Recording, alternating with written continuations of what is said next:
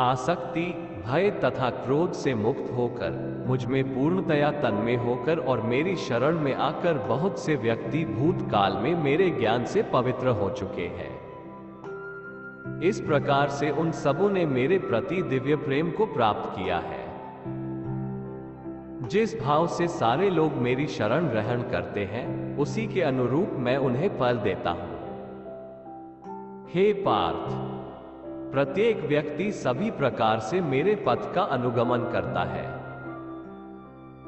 इस संसार में मनुष्य सकौम कर्मों में सिद्धि चाहते हैं, फलस्वरूप वे देवताओं की पूजा करते हैं।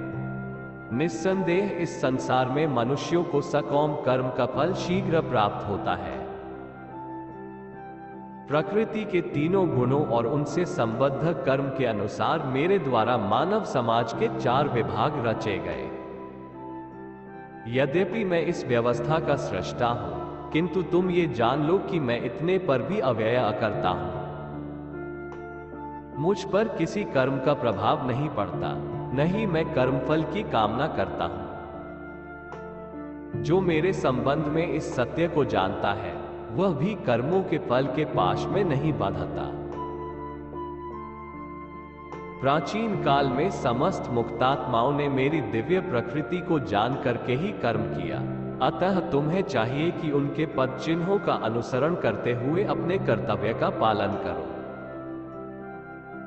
कर्म क्या है और अकर्म क्या है, इसे निश्चित करने में बुद्धिमान व्यक्ति भी मोहग्रस्त हो जाते हैं। अतएव मैं तुमको बताऊंगा कि कर्म क्या है, जिसे जानकर तुम सारे अशुभ से मुक्त हो सकोगे। कर्म की बारीकियों को समझना अत्यंत कठिन है। अतः मनुष्य को चाहिए कि वह ये ठीक से जाने कि कर्म क्या है, विकर्म क्या है और अकर्म क्या है।